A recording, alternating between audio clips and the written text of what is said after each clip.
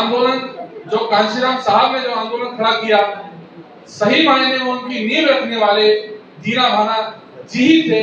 ये बात मैं नहीं कह रहा, मुझसे पूर्व वक्ताओं ने इस बात को कहा है, ये बात बिल्कुल सत्य है। पर हमें कहीं ना कहीं इस बात को समझना चाहिए, हम जिस वर्ग और जिस समाज से हम लोग आते हैं,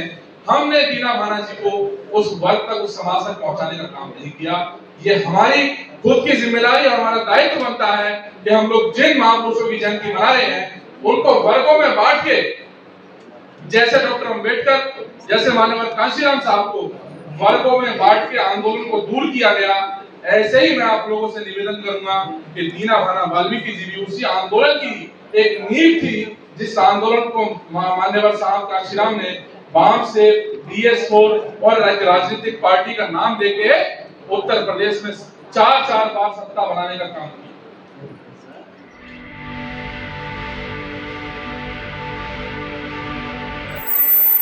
मुझसे पूर्व में बहुत अच्छे तरीके से, बहुत अच्छे शब्दों में जिन महापुरुषों की जयंती आज हम मना रहे हैं, जिन महापुरुष की जयंती मना रहे हैं, उनके बारे में बड़े ही विस्तार से जो हमारे बीच में मुख्य रूप से कामरे जी उपस्थित थे, उन्होंने कैडर में भी ये बात रखी। और मैं उधर पीछे जो हमारे सीनियर साथी खड़े हैं, बैठ जाए, सब लोग बैठ जाओ। बहुत लंबे समय से आप लोग खड़े, मुझे ऐसा लग रहा है कि आपको स्थान नहीं मिल पाया, तो अब तो सीधे इधर खाली है तो बैठ जाए, क्योंकि मैं अभी जो बात रखने वाला हूं, मुझे ऐसा लगता है कि विशेष अगर मैं नाम लेके दीना भाना जी की बात रखूं तो वो इस मूवमेंट से कहीं अलग नजर आएगी, क्योंकि आज जिन महापुरुषों की हम जयंती मना रहे हैं, मनाते आए हैं, और जिस पार्टी की स्थापना जिन आंदोलनकारियों के बलिदान के बाद उनके कारवा को बढ़ाने के लिए जो रखी गई नींव आजाद समाज पार्टी के रूप में, भीम आर्मी के रूप में, ये आंदोलन है और उस आंदोलन को समझना बहुत जरूरी है। आपको हम अभी 1 घंटा प्रशिक्षण शिविर में इस बात को समझे। हम और हिमांशु भाई को तीन दिन तक वहां रहे, हम तो प्रशिक्षण 3 दिन, CP सिंह जी भी रहे थे, बालक राम जी भी रहे थे। हम तो 3 दिन बिना फोन के और आप लोगों के अपने परिवार से बिल्कुल कनेक्शन दूर रह के हम लोगों ने प्रशिक्षण शिविर में, और जिसमें हमारे राष्ट्रीय अध्यक्ष जी खुद मौजूद थे, उनका भी समर्पण हम लोगों ने देखा कि सही मायने में अगर हम लोग अपना समय दे रहे हैं आंदोलन में, तो हमारी वहां पर भूमिका क्या है। दीना भाना जी के बारे में आंदोलन जो कांशीराम साहब ने जो आंदोलन खड़ा किया, सही मायने में उनकी नींव रखने वाले दीना भाना जी ही थे। ये बात मैं नहीं कह रहा, मुझसे पूर्व वक्ताओं ने इस बात को कहा है, ये बात बिल्कुल सत्य है। पर हमें कहीं ना कहीं इस बात को समझना चाहिए, हम जिस वर्ग और जिस समाज से हम लोग आते हैं, हमने दीना भाना जी को उस वर्ग तक, उस समाज तक पहुंचाने का काम नहीं किया। ये हमारी खुद की जिम्मेदारी और हमारा दायित्व बनता है कि हम लोग जिन महापुरुषों की जयंती मना रहे हैं उनको वर्गों में बांट के, जैसे डॉक्टर अंबेडकर, जैसे माननीय कांशीराम साहब को वर्गों में बांट के आंदोलन को दूर किया गया, ऐसे ही मैं आप लोगों से निवेदन करूंगा कि दीना भाना वाल्मीकि जी भी उसी आंदोलन की एक नींव थी, जिस आंदोलन को मान्यवर साहब कांशीराम ने वाम से DS4 और राजनीतिक पार्टी का नाम देके उत्तर प्रदेश में 4 बार सत्ता बनाने का काम किया। तो मैं जब एक 18 मार्च 1956 को बाबा साहब डॉक्टर अंबेडकर जब आगरा में, जिसमें साक्षात दीना भाना वाल्मीकि भी उसमें उपस्थित थे, जिसमें बाबा साहब डॉक्टर अंबेडकर ने इस बात को कहा था कि इस विशालकाय तंबू जो ये बहुजन समाज है, इसको विशालकाय रूप में मैं देख रहा हूं, और मैं आज इस बीमारी से ग्रस्त हूं, और जो बीमारी जो रोग मेरे शरीर में लगा है, मैं चाहता हूं कि मैं ऐसे युवा की तलाश कर रहा हूं जो इस तंबू के बंबू बनने का काम करेगा। तो मुझे ऐसा लगता है कि दीना भाना वाल्मीकि जी उस सभा में मौजूद थे,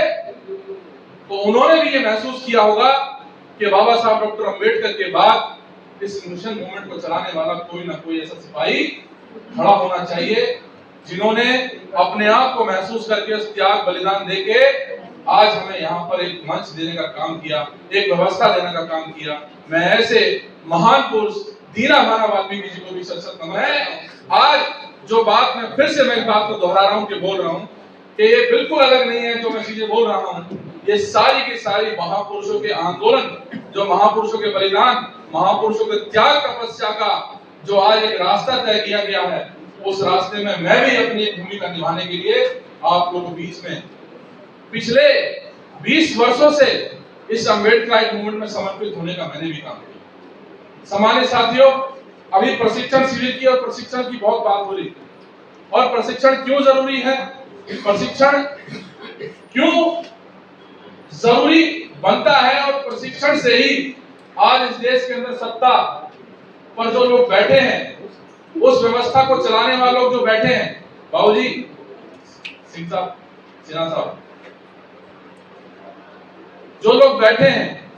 मुझे ऐसा लगता है कि प्रशिक्षण की शिविर, प्रशिक्षण की देन, जैसे अगर कोई आईएएस आईपीएस बनता है, कोई डॉक्टर इंजीनियर बनता है, तो क्या किसी डॉक्टर को अगर कोई एमबीबीएस करने वाला डॉक्टर वो सीधे अगर उसको ऑपरेशन थिएटर में भेज दिया जाए, तो मुझे नहीं लगता कि वो सीधे किसी हृदय का ऑपरेशन, किसी किडनी का ऑपरेशन, किसी के आंख का ऑपरेशन वो कर पाएगा। जब तक उसको प्रशिक्षण नहीं मिलेगा तब तक वो उस ऑपरेशन को करने लायक नहीं बन पाएगा। किसी पुलिस के अधिकारी को जब वो आईपीएस बनता है, आईएएस बनता है, तो आईएएस बनने के बाद मुझे लगता नहीं कि उसको डायरेक्ट किसी कलेक्टर की जगह पर बैठा के उसको कह दिया जाए कि वो उस जिले को तुरंत चलाने का काम करे। वो भी एक प्रशिक्षण शिविर से निकलने के बाद जब जाके वो कलेक्टर बनता है, और कलेक्टर बनने के बाद पूरे जिले को चलाने का काम करता है। ऐसे ही आप सड़क में किसी पुलिस अधिकारी को देखेंगे तो वो भी पुलिस अधिकारी भर्ती के बाद तुरंत जो है ट्रैफिक कंट्रोल करने नहीं लग जाता, वो भी प्रशिक्षण के बाद ही ट्रैफिक को कंट्रोल करना समझता है और जानता है, तभी वो ट्रैफिक कंट्रोल कर लेता है। कहीं कहीं आपने देखा होगा कि ट्रैफिक कंट्रोल करने वाला एक पुलिस अधिकारी खड़ा होता है, पूरे ट्रैफिक को कंट्रोल कर लेता है, और हमारे से जैसा आदमी जो बिना वर्दी वाला है वहां खड़ा हो जाए तो कंट्रोल नहीं कर पाता। ये भी प्रशिक्षण नहीं है। मैं ज्यादा नहीं कहता, हिंदू सम्मेलन की बात भी हो रही थी, व्यवस्था की बात भी हो रही थी, हिंदू सम्मेलन चल रहे हैं, हिंदू सम्मेलन और व्यवस्था जो चल रही है, जो व्यवस्था जो चल रही है, जो प्रशिक्षण की बात जो चल रही है, जो त्योहारों की बात जो चल रही है, जिन महापुरुषों की बात हम लोग कर रहे हैं, और जो वो लोग अपना काम कर रहे हैं, बड़ी ईमानदारी से काम कर रहे हैं, आपके महापुरुषों का नाम लेके काम कर रहे हैं, उस पोस्टर में, उस बैनर में आपके महापुरुषों का नाम फोटो लगा के वो सम्मेलन कर रहे हैं, तो इस बात को भी समझना चाहिए कि उनको ये बात पता चल गई है कि हम लोग अपने महापुरुषों का नाम लेके इस देश के अंदर सत्ता की ओर बढ़ना चाहते हैं, सत्ता की ओर अग्रसर होना चाहते हैं, क्योंकि उन लोग को इस बात को भली भांति जानते हैं, क्योंकि जो आज हम लोग तय करते हैं, आज से पीछे 50 साल, आगे से पीछे